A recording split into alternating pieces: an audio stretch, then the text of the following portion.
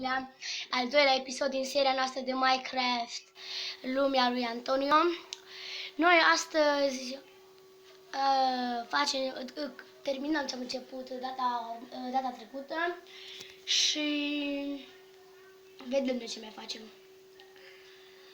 Eu am mers și am făcut rost de niște lemne, dar cât am intrat pe apă și am făcut jos de niște lemne. 44 de lemne. Sper să ne ajungă.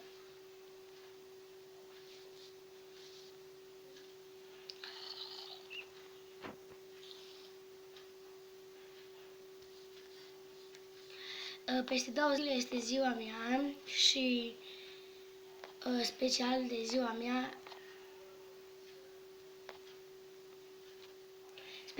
mea, eu o să fac un episod mai special cu un joc nou pe nume, nu vă spun, să fie surpriză.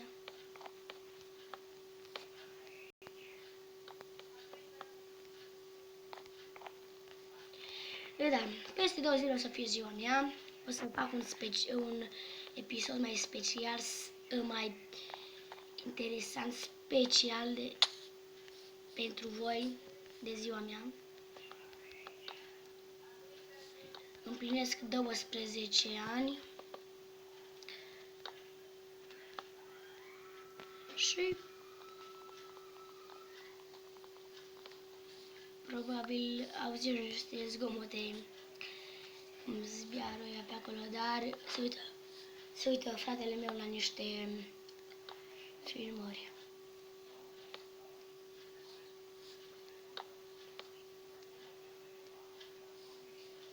Și cred că trebuie să mai mergem după niște lemne, dar acum se lasă seara și trebuie să stăm.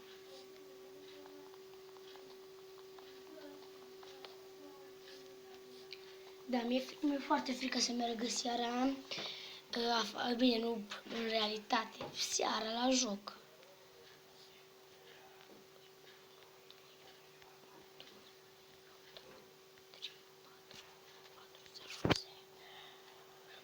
O fac de 4 în altă de ajunsă.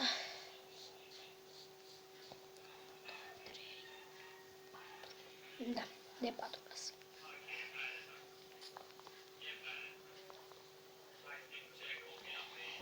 Așa, și eu o să fac un episod mai special. Este un joc foarte frumos, atât vă spun. Este cu lupte, atât vă spun, nu vă spun nici mai mult și nici mai puțin. Atât vă spun că este cu lupte.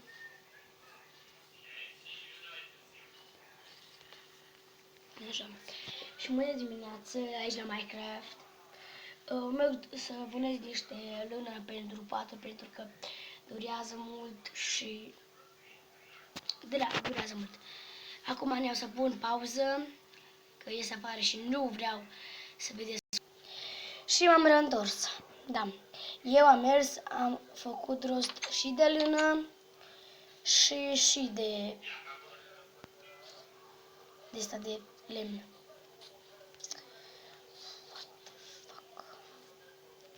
Trebuie iar să urc aici sus. Scuzați-mă, dar... Și vedeți acolo în zare niște cai și când o să... probabil în episodul următor, când o să fac și adăpostul la cai, o să...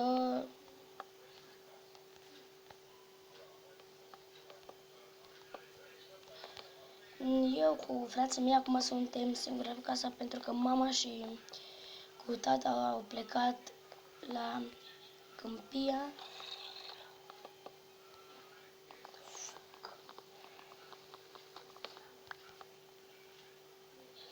Da. Mai avem puțin și din casa aceasta și cred... What the fuck? Am căzut din nou. Și cred că o să începem și puțin din ferma noastră.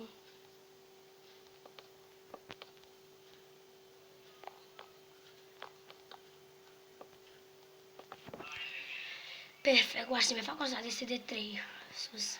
Hai, mi fac o stradă. Nu mă are nimeni.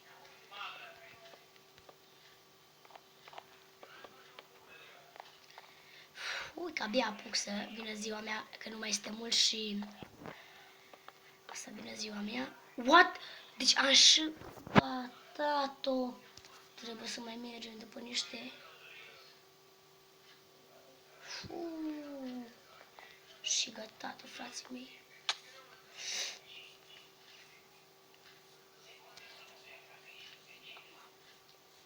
Mi-am terminat tot toporul și mi-a făcut altul. La minat o să mergem în episodul următor.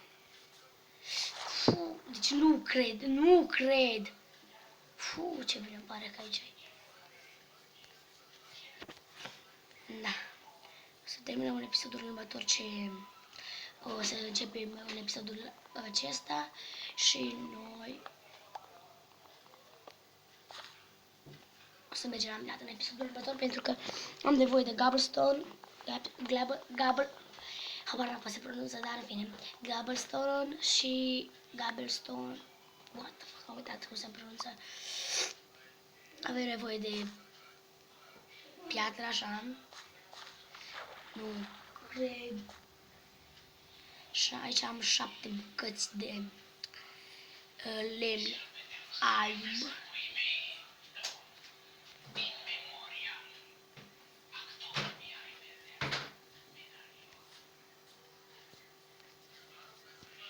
Da, mă plâng și eu pe aici ca prostul.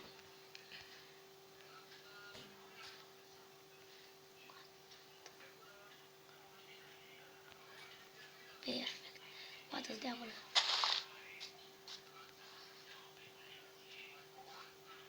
What the fuck? Da, trebuie să urc pe jos până acolo.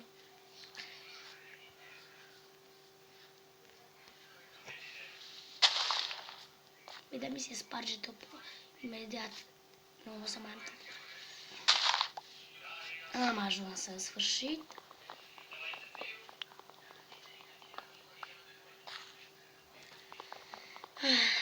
Și nu uitați să dați like și să vă abonați la canalul meu de YouTube. Și dacă vă place mapa aceasta, eu o să fac mult mai mult și o să mă străduiesc să vă placă. Și pentru chestia asta nu vă imaginați că fac o casă și atâta. Toată mapa, sau bine, nu chiar toată mapa, o să fie plină. Am 15 bucăți de asta, dar o să fac mult mai multe pentru că o să poate, probabil o să mai avem nevoie. Să dăm merg mai rapid de aici. 920 de bucăți. Cu asta. Perfect. Acum noi. Wow! Ue, deci ce era tare dacă gândeam acolo, fix acolo. Mamă.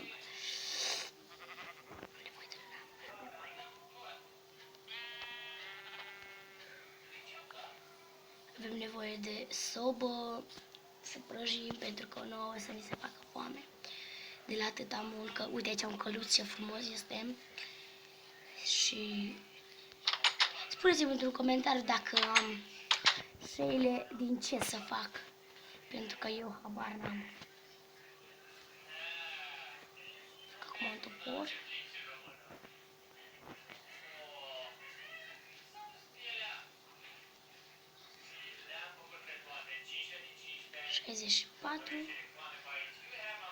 Și 16. Cred că o să ne ajungă.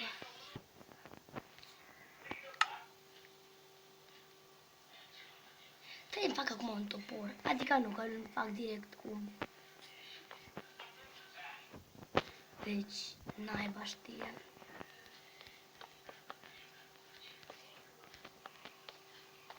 Nu cred. Ce frică mi este când cad. Mi-e foame, trebuie... cred că mergem în episodul acesta după...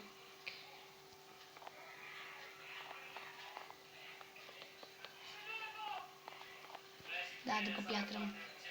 Pentru că mie mi se face foame și carne crudă nu mănânc. Că a venit și cu aia. Și noi nu terminăm episodul acesta cu acoperișul. Sau nu terminăm?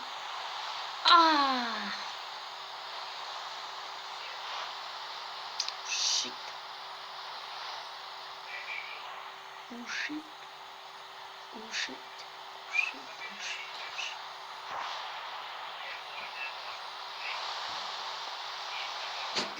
Pornește aici în spune. În sfârșit mă apuc și de acoperiș și o să terminăm.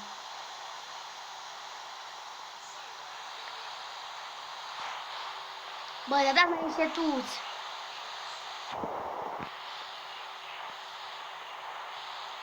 Tântâle. Mi-e foame.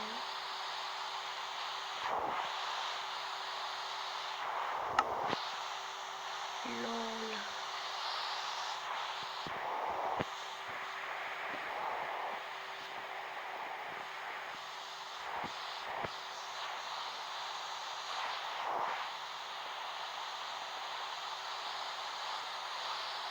Merge viața.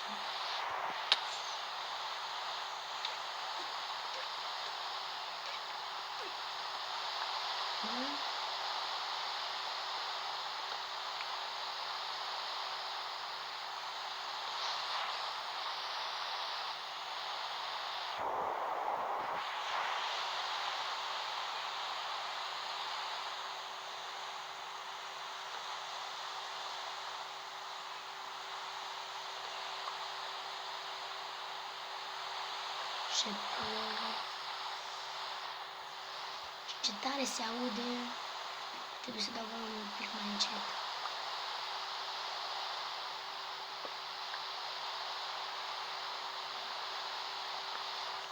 Am noroc azi.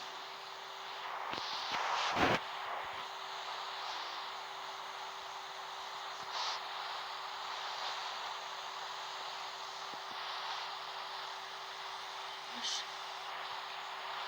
Și începem aici. Să vedem. Ai de cap.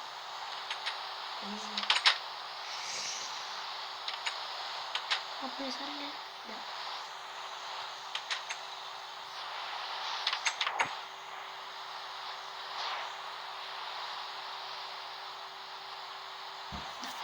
Ce cap am dat.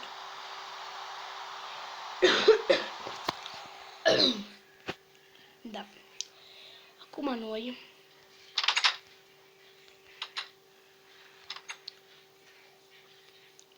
oare unde mai este lemn alb? Că m-am mâncat pe mine în cap să merg să construiesc casa cu lemn alb. Acum Antonio caută lemn alb. Și trebuie să găsesc aur pentru a îmblânzi un cal. Am înmulțit niște cai.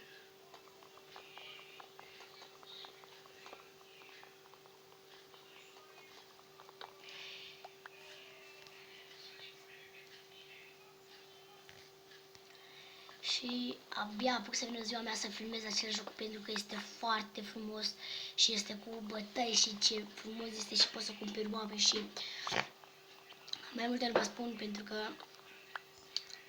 vreau să intrați pe canal să vedeți.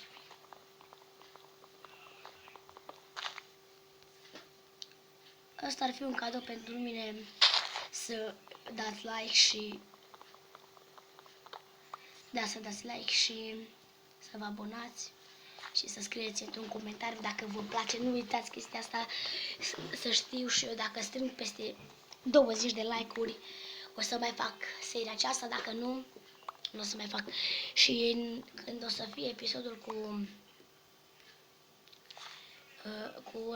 jocul acela, dacă strâng peste 30 de like-uri, pentru că jocul acela este foarte frumos, eu o să mai fac mape de genul și o să mai fac și jocul acela, dar sper să vă placă pentru că mie îmi place foarte mult, că l-am avut pe telefon încă de 3 ori și de fiecare dată l-am terminat jocul pentru că oamenii se bat greu și am terminat tot jocul și n-am ce face decât să șterg și l-am șters și acum eu mi-l bag din nou. Da, mi-l bag din nou să vă fac nou, că v-am promis la început când am ieșit, de când am făcut din nou canalul, că fac mai multe jocuri, nu doar Minecraft, și eu mă țin de promisiune și o să-l fac. Și în episodul acesta terminăm doar casa și o să fac 2 episoade astăzi, da. Fac astăzi 2 episoade și le public tot astăzi, le pun tot astăzi. Sau episodul de astăzi îl facem mai lung. Da, îl facem mai lung. Hai încă o dată, dacă putem. Unde am luat eu? Da. Oh, bun, haideți la mine că am nevoie de voi. Trebuie să-mi iau niște zahăr de asta.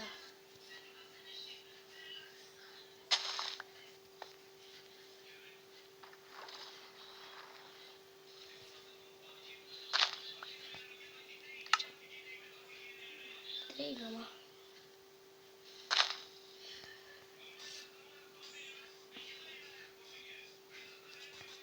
pe unde mai ieșim afară de aici?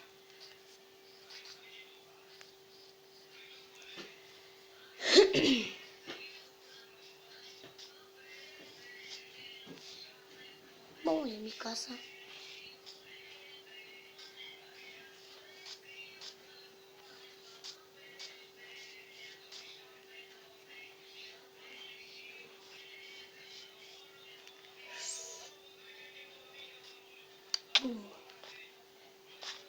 Bă, ce prost îs. Bă, un paianjen. Fu, ce mă speriat, dacă crezi că este un paianjen. Mi-e mai foame. Hai că văd casa. Să termin și o să merg puțin la minat, pentru că mi-este o foame și nu mai pot. Și carnea crudă nu prea... Bă, unde e casa? Bă, deci nu. A, nu ai. A, nu, mă. Bă, vine noaptea. Bă, vine noaptea și eu. Deci eu mă duc în partea aia. Dar bă, casa mea nu era pe lângă. Mi-am belit-o. Am belit-o. Bă, chiar că am belit-o. Dar bă, eu nu mai găsesc casa, bă, deci într-un moment dat am văzut-o. Și acum nena.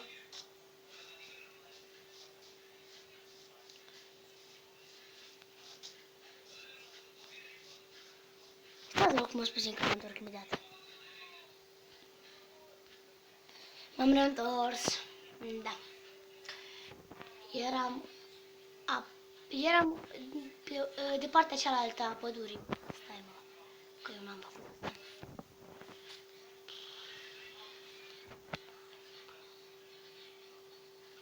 Cred că aici sunt 2 stacuri, dacă nu mai multe. Nu sunt.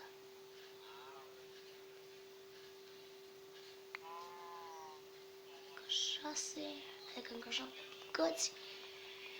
Un stac și ceva, cred că este.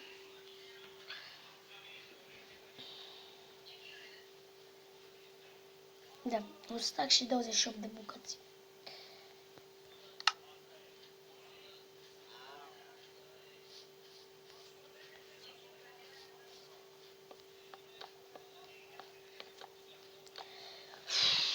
Ce mă enervează când dau pe lângă.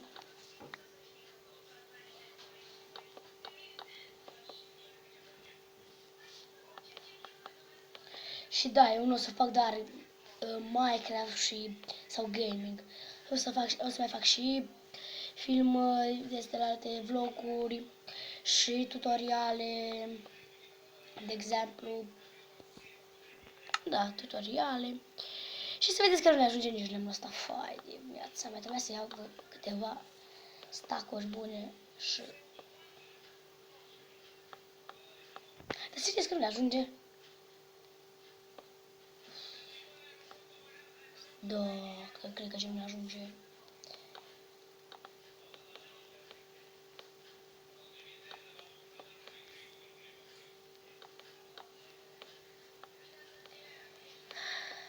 Ce-mi place, ce-mi place.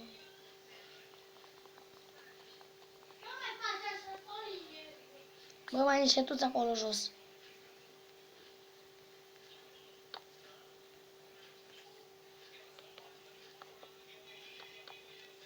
Avem nevoie de cal pentru lumină și pentru fornace de la.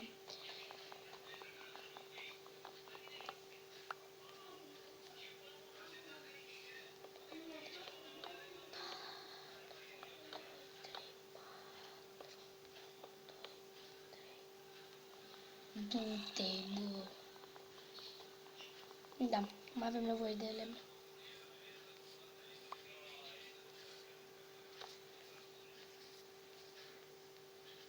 Trebuie să vină noaptea și pe mă duc după lemn. Până atunci mă duc aici, în ea mai și ni. Să văd ce e aici. Da, e jos, bună.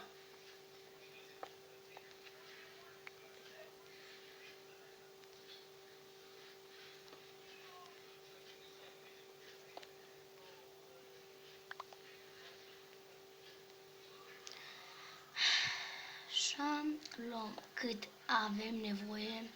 Cred că luăm vreun stack.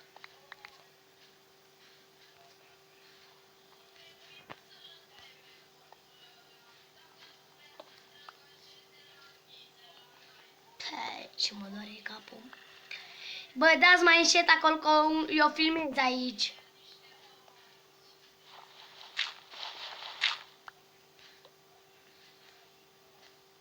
Nu mai pot să mai auzi asta.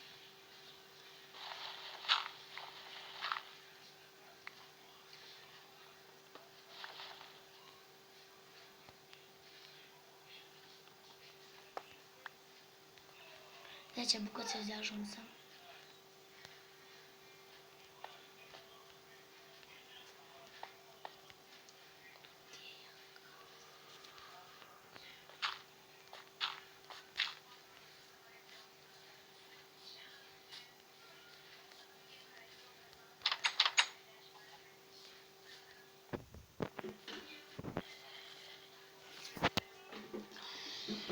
Și asta este.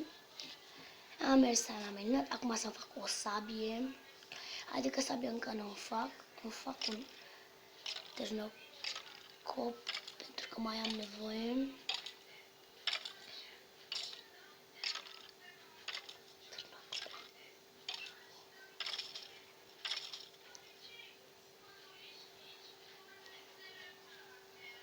Da. Și o am nevoie de lemn. Dar acum mergem. Fac acum sabia pentru că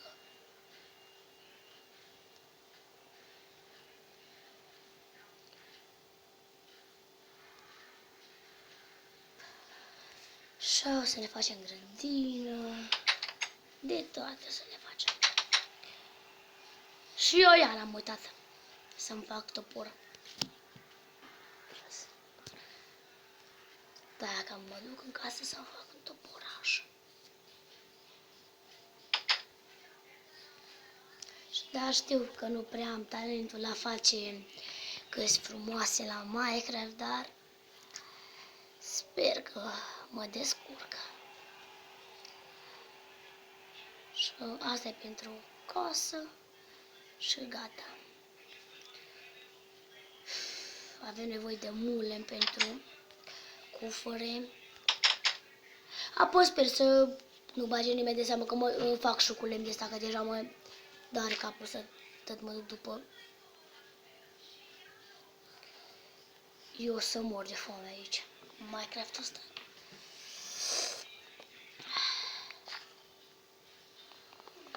Bă, deci eu am avut de la și n-am. Bun, un copac e luat. Taci, mă, un pic mai încet. Că mi-ai dat gata.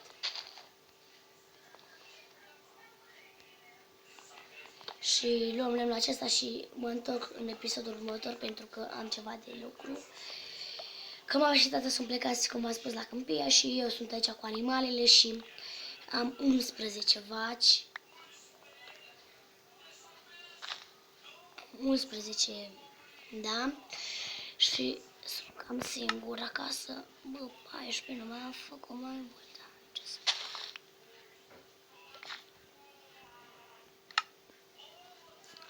Da. M-am rămas. Acum au venit părinții mei. Acum au venit părinții mei și...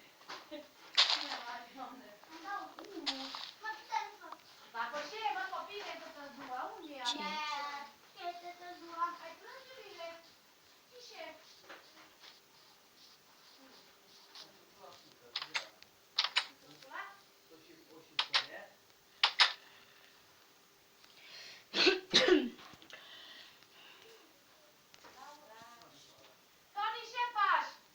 Filmez! Ce filmezi? Minecraft. Hai că fac pișu. Acolo stai.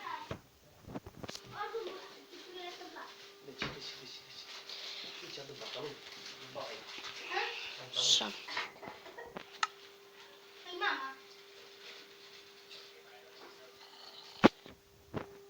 E cam grăgire. Mama! Treaba mică! Că mi se dă la tata papalonii. Mi-a scris! Da, Sori. Nu! Sorine, pune-te. Și începe executarea.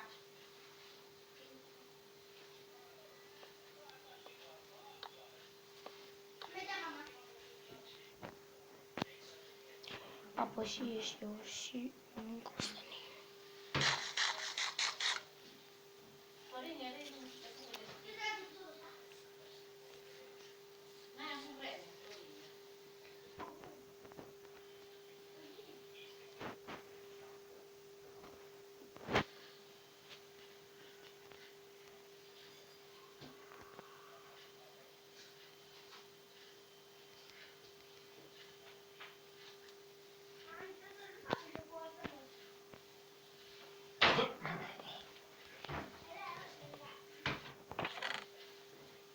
Asta era să arăte să le plantez. Dar poți spune că vii și luz la noi. Nu! Nu, dar pe cum ce nu vin încă așa azi? Steven! Hai să vedem să faci și pe cum mi-a luat.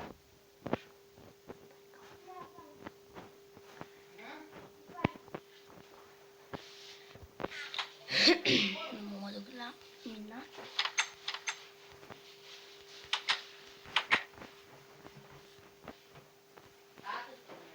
Ne vorbiți un pic, că mai înșetuți, că aici omul filmează. Încă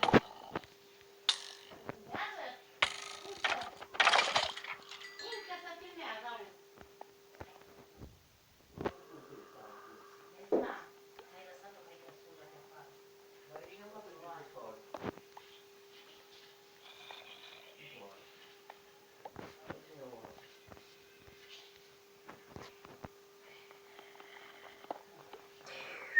Eu mai am o steluță, să știți că aici mor.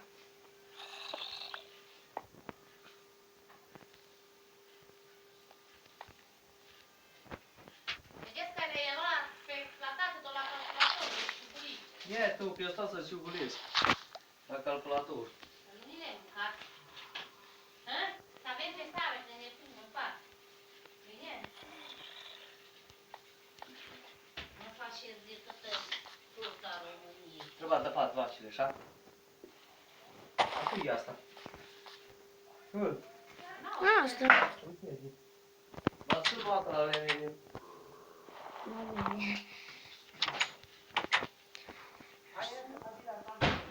Am făcut și unde ăsta.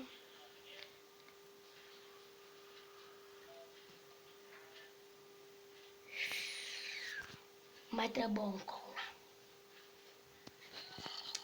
Pe viața asta. Mamă.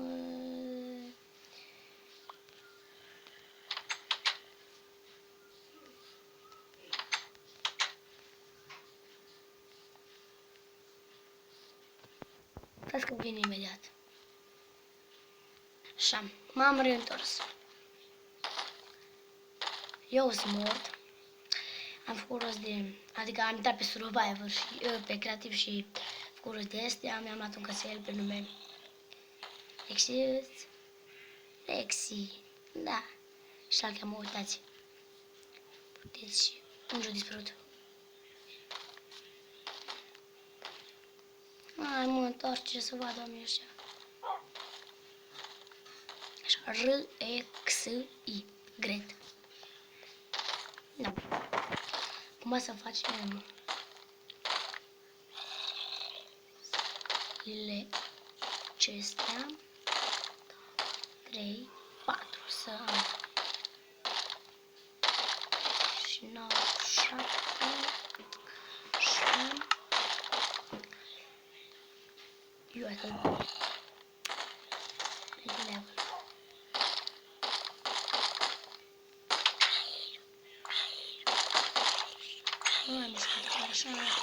Așa. Ce?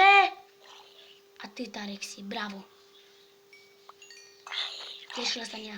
Mor și pe ăsta, bravo, atât. Omor-l, dă-i, umfle botul. Ce, mă, tu nu-l omor, mă. Dă-i, mă, în pumă, în moclă.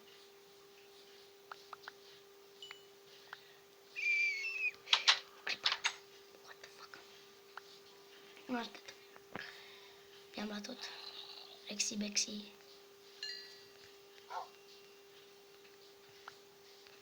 Așa.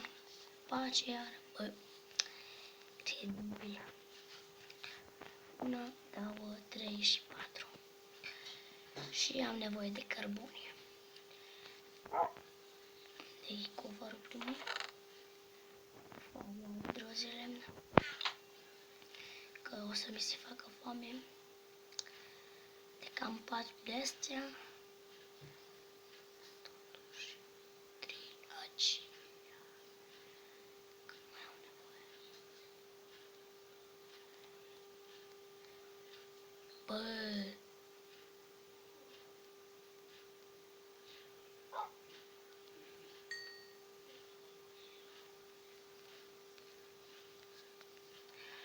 E cam goală casa, dar bine, o să fac o cameră subterană și o să fac o cameră doar cu portal oriunde. Rex, bravo, bravo. Și da mâna cu cine dacă știi cum e. Așa, să le punem toate ce avem, tot ce avem aici în cufăr. Tot bine așa, asta e că nu. Și nici care. Iar nu vom mai ști de nimic. Am filmat de 33 de minute și 30 de secunde. Nu, că e a mea. Nu, Adi! Era dacă nu fac la casă. Nu merge să plantăm copaci și sugar banners. Băi, Rexi, băi, ia cu mine. Vino mai cu mine. Plantăm aici neprivată copaci, unul acolo.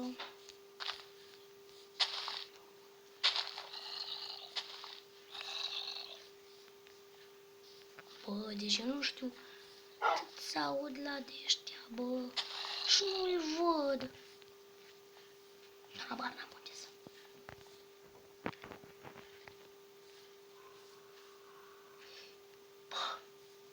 Bă, Rex, vină rapide.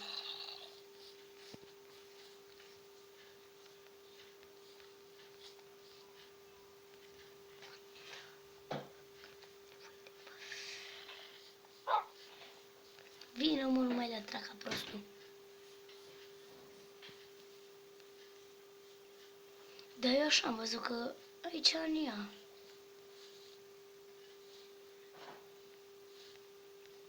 Și hai de aici. Vino Rex. La vânătoare de porcușori. Ia, vă stați pe scenea, n-aveți grijă. Și-ai. Fac să aveți grijă.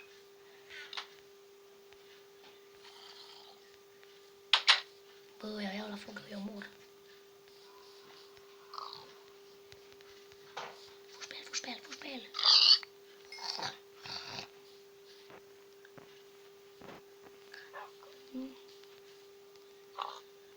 Omoară-mă. 5 bucăți de carne de porc și așa e de bună carnea asta de porc. Bine, viața reală nu e bună, mie nu-mi place, dar nu știu vouă, da? Mie nu.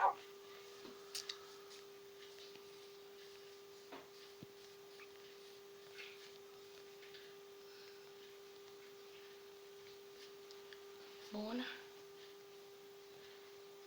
Astea.